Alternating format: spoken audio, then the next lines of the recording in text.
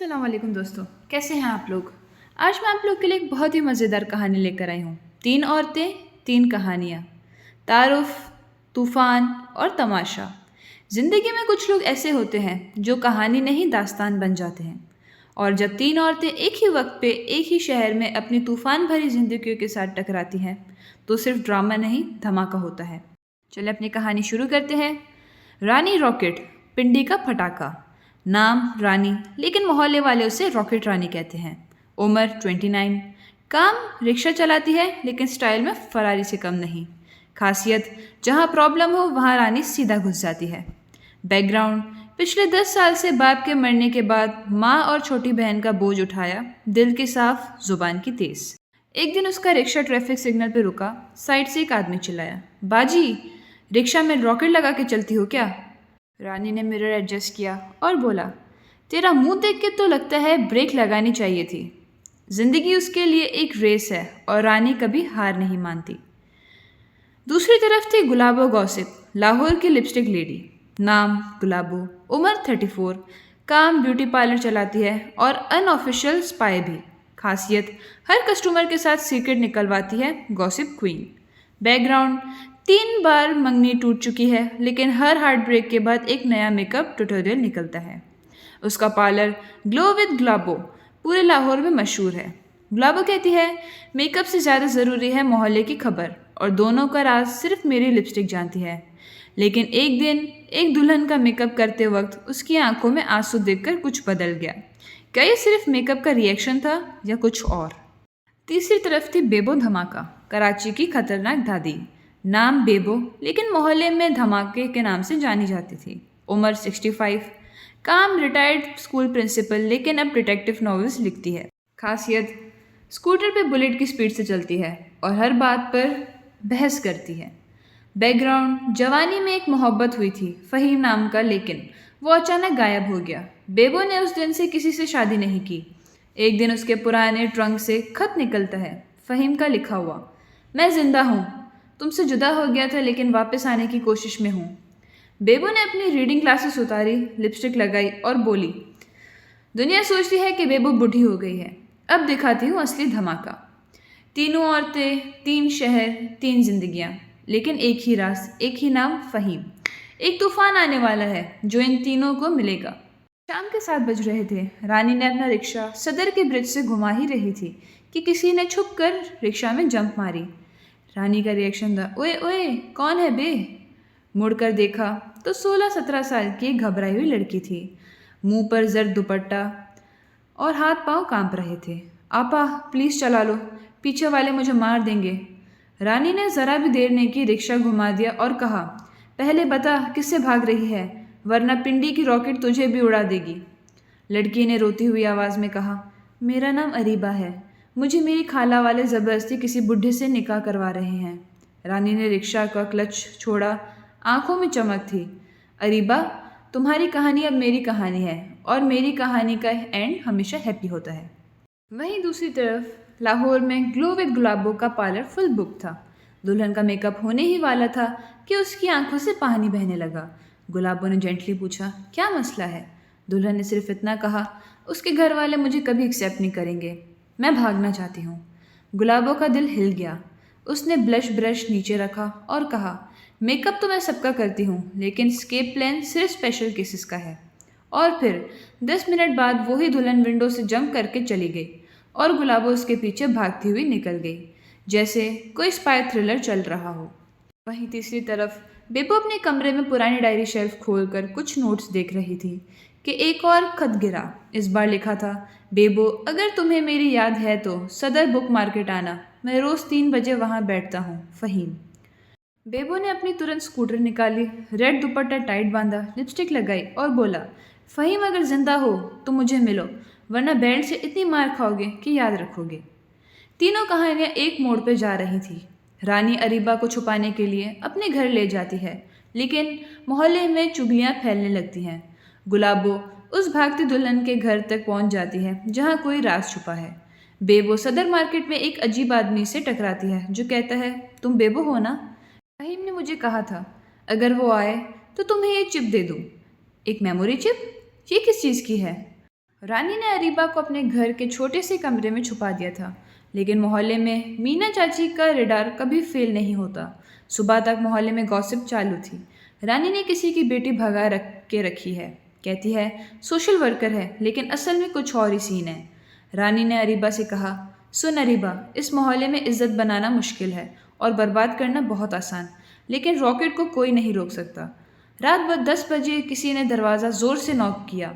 रानी ने चाकू उठाया और दरवाज़ा खोला। 3 आदमियों ने घुसने की कोशिश की। हमें लड़की चाहिए। रानी चिल्लाई, तैयार हो जाओ, रॉकेट लॉन्च होने वाला है। और फिर चप्पल, चाकू और डंडे का कॉम्बो चलने लगा। पूरा मोहल्ला जाग गया और मीना चाची ने खुद पुलिस बुला ली। रानी ने सबको सब कुछ सच सच बताया। इंस्पेक्टर ने कहा, तुम्हारा नाम रानी रॉकेट ठीक रखा गया है।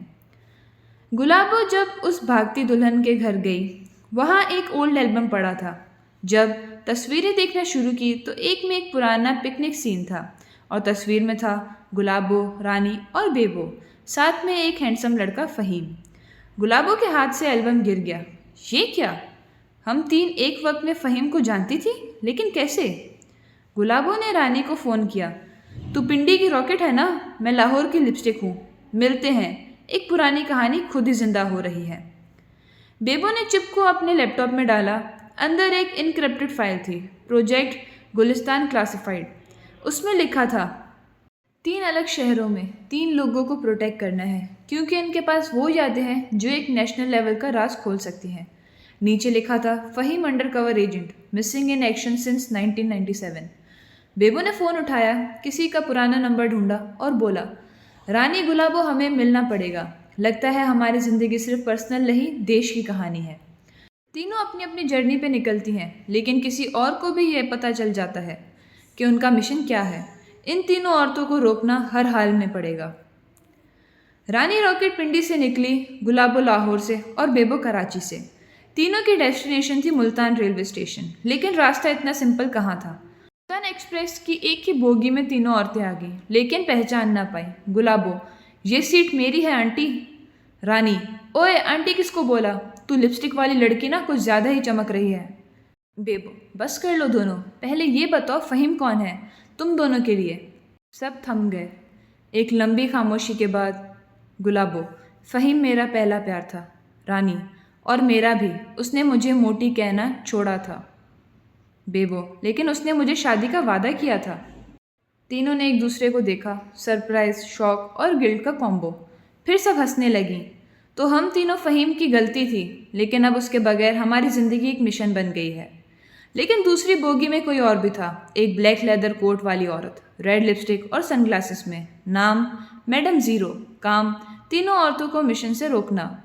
फ़ोन पे बात कर रही थी। इन तीनों ने प्रोजेक्ट गुलिस्तान की फ़ाइल एक्सेस कर ली है। वो फ़हीम तक जा सकती हैं। उसे ज़िंदा ढूंढना होगा या साइलेंस। मुल्तान स्टेशन पर तीनों ने बैग उठाया, एक छोटी कैंटीन में चाय पे बैठ गई। तभी एक बुढ़ा फ़कीर आया। तुम तीनों फ़हीम की ज़िंदगी हो और मौत भी। जिस घर में तीनों को मिलना लिखा है, वो हवेली तुम्हारा इंतज़ार कर रही है। रानी ने गौर से देखा। तू कौन है बाबा? मैं वो हूँ जिसे फ़हीम ने सबसे पहले ट्रस्ट किया था। फ़ाकिर ने एक ख़ानदानी हवेली का नक्शा दिया, भावलपुर की तरफ एक पुरानी हवेली जहाँ प्रोजेक्ट गुलिस्तान की ओरिजिनल फाइल छुपी हुई है।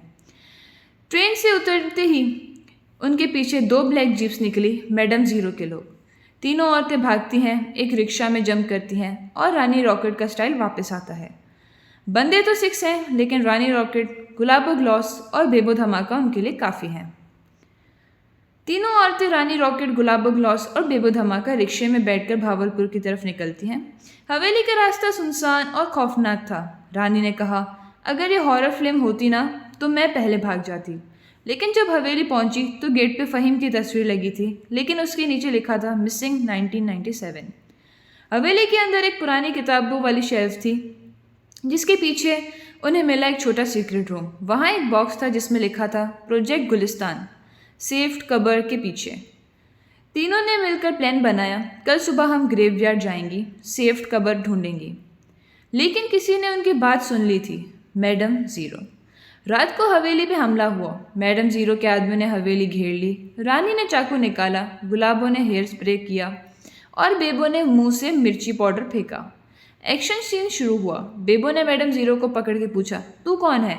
मैडम ज़ीरो ने कहा, फ़हीम मेरा भाई था। उसने तुम लोगों के लिए अपनी जान दांव पर लगा दी थी। अगले दिन तीनों औरतें ग्रेवयार्ड पे गई। एक सेफ्ट कबर मिल गई जिसमें छोटी सी मेटल बॉक्स छुपी हुई थी। अंदर था एक चिप और एक छोटा लेटर। अगर तुम ये पढ़ रही हो तो मैं जिंदा हूँ। मैं अंडरग्राउंड गया था क्योंकि प्रोजेक्ट की वजह से मेरी जान खतरे में थी। तुम तीनों मेरे यादों के रखवाले हो। बेबो ने चिप लैपटॉप में डाली। अंदर पूरी गवर्नमेंट की करप्शन की फाइल थी, लैंड माफिया, आर्म्स डील और एक ऐसी प्लानिंग जो मुल्क का नुकसान दे सकती थी। गुलाबो बोली, अब समझ आया फ़हीम का मिशन क्या था और हम तीन इसमें क्यों इन्वॉल्व हुए। तीनों ने फैसला किया ये फाइल मीडिया तक पहुंचानी होगी। रानी ने अपने पुराने जर्नलिस्ट दोस्त को कॉल की। गुलाबो ने न्यूज़ एंकर को सेट किया। बेबो ने हैकिंग से सब फाइल बैकअप बनाया। लेकिन मैडम ज़ीरो वापस आई। इस बार उसने हेल्प ऑफर की। मैं फ़हीम को वापस लाना चाहती हूँ। अब मैं तुम्हारे साथ हूँ। तीनों औरतें इस्लामाबाद गईं, प्रेस कॉन्फ्रेंस रखी, मीडिया के सामने सब सबूत रखे। मैडम ज़ीरो ने खुद अपने भाई फ़हीम की सेक्रीफाइस बताई। पूरी दुनिया ने देखा और मुल्क के करप्ट लोग एक्सपोज हो गए। रात को एक ब्लैक एसयूवी रानी के रिक्शा के पास रुकी। दरवाज़ा खुला और एक बंदा बाहर आया। रानी, मैं वापस आ गया। फ़हीम जिंदा था। फ़हीम ने तीनों को गले लगाया। मुझे यकीन था तुम लोग सब कुछ समझ जाओगे। गुलाबो ने कहा, अब तेरे बिना भी काम चला लेंगे, लेकिन चल चाय पिला दे। बेबो हंसी, और अगले मिशन में हम तीन रेडी हैं। रानी बोली, रानी रॉकेट, गुलाबो ग्लॉस और बेबो धमाका। तीन शहरों से आई लेकिन एक कहानी लिखी जिसमें ना हीरो ज़रूरी था ना एंडिंग बोरी थी। तीन अलग औरतें, तीन अलग शहरों से एक राज उनको मिलाया, एक मिशन जिससे उसकी दोस्ती बनी और एक सच जिसने उन्हें हीरो बना दिया। अगर मेरी स्टोरी आपको पसंद आई हो, इंटरेस्टिंग लगी हो तो मुझे ज़रूर बताइएगा। या अगर आपको इसमें कोई कमी पेशी नज़र आई हो और अगर आप चाहते हो कि अगली बार वो ना हो तो भी मुझे ज़रूर कमेंट्स में बता दीजिएगा। तब तक के लिए अपना ख्याल रखिएगा। खुदा हाफिज़।